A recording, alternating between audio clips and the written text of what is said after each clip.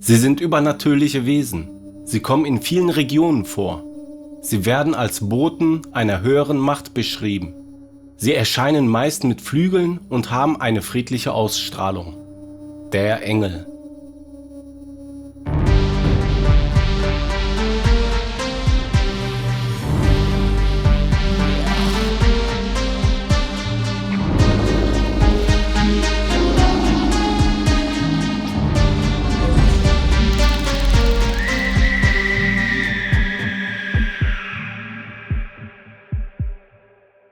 Engel werden in der Religionswissenschaft als übernatürliche Wesen beschrieben, die eine Mittlerrolle zwischen Gott und den Menschen einnehmen. Vor allem in den 3 großen monotheistischen Religionen, also Religionen mit nur einem Gott: Judentum, Christentum und Islam. Sie gelten als Geistwesen, die in menschlicher, oft geflügelter Gestalt erscheinen. Nach religiöser Überlieferung wurden sie von Gott erschaffen und stehen in seinem Dienst, wobei sie als Boten göttliche Botschaften an die Menschen übermitteln und den göttlichen Willen ausführen. Darüber hinaus spielen Engel nicht nur in theologischen Schriften eine Rolle, sondern sind auch in zahlreichen religiösen Erzähltraditionen präsent. Sie tauchen in heiligen Legenden, Predigten, Wundergeschichten und volkstümlichen Erzählungen wie Sagen und Märchen auf. Diese Überlieferungen tragen dazu bei, das Bild der Engel über die Jahrhunderte hinweg zu prägen und weiterzuentwickeln. Auch in der Esoterik sind Engel weit verbreitet und werden oft als spirituelle Helfer oder Schutzwesen gedeutet. In polytheistischen Religionen, also Religionen mit mehreren Göttern, gibt es ebenfalls übernatürliche Wesen, die zwischen der göttlichen und der irdischen Welt vermitteln können. Obwohl sie nicht mit Engeln im klassischen Sinne identisch sind, werden sie manchmal mit diesem Begriff übersetzt oder verglichen. Ein Beispiel hierfür sind die Devas und andere Halbgötter und himmlische Wesen aus der indischen Mythologie, die jedoch in der Regel keine Flügel besitzen. Im allgemeinen Sprachgebrauch wird der Begriff Engel jedoch in erster Linie mit den Boten des einen Gottes assoziiert, wie er in den monotheistischen Religionen verehrt wird. Ihre Bedeutung geht über die reine Glaubenslehre hinaus und prägt bis heute Kunst, Literatur und das spirituelle Weltbild vieler Menschen. Das deutsche Wort Engel leitet sich vom altgriechischen Angelos ab, was Bote oder Gesandter bedeutet. Es ist verwandt mit dem persischen Angaroi. In der griechischen Antike bezeichnete der Begriff ursprünglich einen Boten oder Überbringer von Nachrichten. Die Bedeutung als göttliches Geistwesen wurde jedoch erst in der Septuaginta, der griechischen Übersetzung der hebräischen Bibel, und im Neuen Testament übernommen, wo es das hebräische Wort Malak für Engel ersetzte. Als die griechische Bibel ins Gotische übersetzt wurde, wurde das Wort Angelos mit dem gotischen Wort Airos übersetzt, was im alltäglichen Sprachgebrauch Bote, Gesandter bedeutet. Die gotische Sprache war eine der ersten germanischen Sprachen, die schriftlich überliefert wurde. Sie ist ein wichtiger Bestandteil der Sprachgeschichte. Für die spezifische Bedeutung von Bote Gottes wurde jedoch das Fremdwort Agilus verwendet. Es wird vermutet, dass dieses Wort während der gotischen Mission im 5. Jahrhundert in andere germanische Sprachen gelangte, was zu Formen wie Angiel und Engiel im Althochdeutschen führte. Das Wort Engel gehört somit zum ältesten christlichen Wortschatz der deutschen Sprache. Die ugaritische Sprache, die eng mit dem Hebräischen verwandt ist, verwendet das Wort Mlak für Gottheiten, die als Boten eines höheren Gottes auftreten, insbesondere im Baal-Zyklus des 13. Jahrhunderts vor Christus. Diese Boten spielen eine zentrale Rolle in der Kommunikation der Götter. Baal benutzt das Götterpaar Gupan und Ugar als Boten, die durch Licht- und Feuererscheinungen reisen, um göttliche Botschaften zu überbringen und Antworten zurückzubringen. In Mesopotamien wurde sowohl göttliche als auch menschliche Boten mit demselben Begriff bezeichnet, und es gibt die Vorstellung, dass niedere Gottheiten als Boten für höhere Götter fungieren. Diese wurden oft als Dämonen dargestellt, die je nach ihrer Aufgabe als gut oder böse galten. Einige dieser Gottheiten, die oft Flügel trugen, wurden als Genien bezeichnet. Ähnlich gab es im Iran, im Zoroastrismus, eine Hierarchie von Zwischenwesen, darunter die Amesha-Spenta, die als Manifestationen des Gottes Ahura Mazda galten, sowie Schutzengel Fravashi. Der Zoroastrismus ist eine der ältesten bekannten monotheistischen Religionen der Welt und beeinflusste vor allem während der persischen Herrschaft das Judentum und später auch den Islam. In der griechischen und römischen Antike waren Daimones und Genius als Vermittler zwischen Göttern und Menschen bekannt. Sie traten auch als Schutzgeister auf und die Vorstellung eines geflügelten Boten wie Hermes oder Nike wurde in diese Kulturen integriert. In der römischen Kaiserzeit wurden Engel und ihre Anrufung in verschiedenen lokalen Kulten populär. Der christliche Engelglaube entwickelte sich zum Teil aus diesen volkstümlichen Vorstellungen. In der Renaissance wurden antike Konzepte von Genien und Daimonen mit dem christlichen Schutzengelglauben verbunden.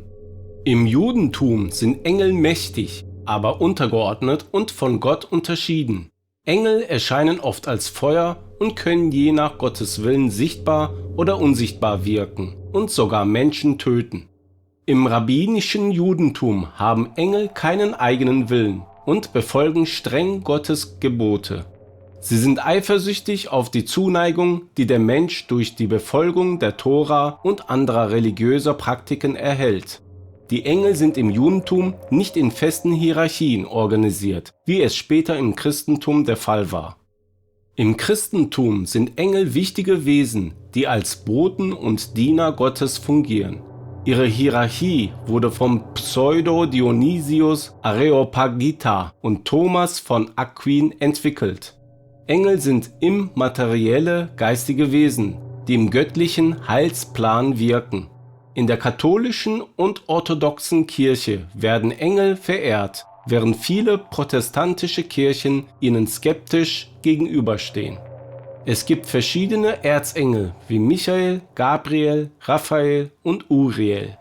Engel kommen auch in außerkanonischen Schriften vor. Die moderne Theologie betrachtet Engel als Wesen, deren Existenz an ihre Botschaft gebunden ist. Im Islam ist der Glaube an Engel vorgeschrieben. Auch hier sind Engel geistige Wesen aus Licht oder Feuer, die als Diener und Boten Gottes fungieren. Zu ihren Aufgaben gehören die Übermittlung göttlicher Offenbarungen und der Schutz der Menschen. Bekannte Engel im Islam sind Gabriel, der den Propheten Offenbarungen übermittelt, Michael, Israfil, der das jüngste Gericht ankündigt, und Israel, der Todesengel.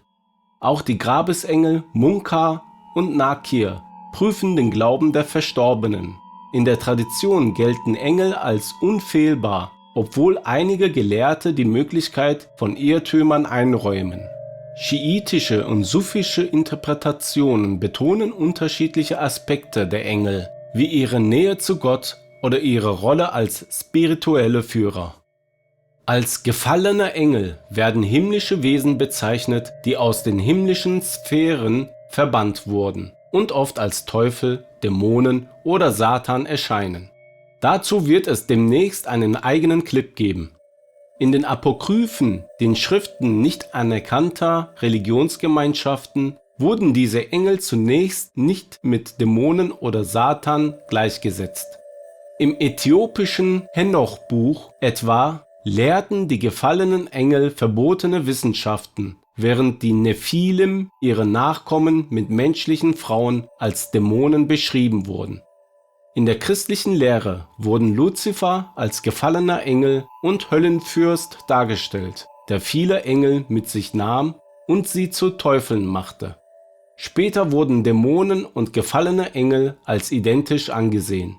Im Islam wird die Geschichte von Harut und Marut als Beispiel für gefallene Engel angeführt. die Zauberei lehrten. Der Teufel Iblis, der sich weigerte, sich vor Adam zu verneigen, entspricht in der islamischen Tradition eher einer Figur wie Masterna aus nicht anerkannten heiligen Schriften. Engelsdarstellungen haben eine lange Geschichte und sind vor allem in der christlichen Ikonographie weit verbreitet. Im Alten Testament wurden Engel als geflügelte Wesen dargestellt. In der frühchristlichen Kunst wurden Engel zunächst flügellos, später auch mit Flügeln dargestellt, während sie in der Gotik häufig als Jünglinge in prächtigen Gewändern mit Heiligenschein abgebildet wurden. In der islamischen Kunst tauchen Engel erstmals im 12. Jahrhundert auf, zunächst auf Münzen, später auch in Illustrationen. In der Renaissance und im Barock wurden Engel majestätisch oder als Putten dargestellt. Ab dem 19. Jahrhundert tauchen in der Kunst vermehrt weibliche Engel auf. Moderne Künstler wie Paul Klee oder Ernst Fuchs setzten Engelsdarstellungen auf ihre Weise um. Es gibt zahlreiche Filme und Serien, die Engel thematisieren oder in denen Engel eine Rolle spielen. Doch das würde jetzt den Rahmen sprengen. Engel sind in den monotheistischen Religionen Judentum, Christentum und Islam übernatürliche Wesen, die als Boten Gottes zwischen Gott und den Menschen vermitteln. Sie sind in vielen religiösen und kulturellen Erzähltraditionen präsent und gelten auch in der Esoterik als spirituelle Helfer. Während Engel in polytheistischen Religionen ähnliche Rollen einnehmen, sind sie dort in der Regel nicht mit Flügeln ausgestattet. Das Wort Engel stammt aus dem Griechischen und bedeutet Bote. In verschiedenen Religionen und Kulturen haben Engel unterschiedliche Bedeutungen und Aufgaben, wobei sie oft als geistige Wesen ohne eigene Willen dargestellt werden. In der Kunst wurden Engel im Laufe der Jahrhunderte auf vielfältige Weise dargestellt, von geflügelten Skulpturen im Alten Testament bis hin zu prachtvollen Darstellungen in der Renaissance und im Barock. Auch in der modernen Kunst werden Engel thematisiert. Engel spielen auch in der Literatur, in Filmen und in Serien eine wichtige Rolle. Ich hoffe, das Video hat dir gefallen. Wenn ja, freue ich mich über ein Like, ein Abo und deinen Kommentar.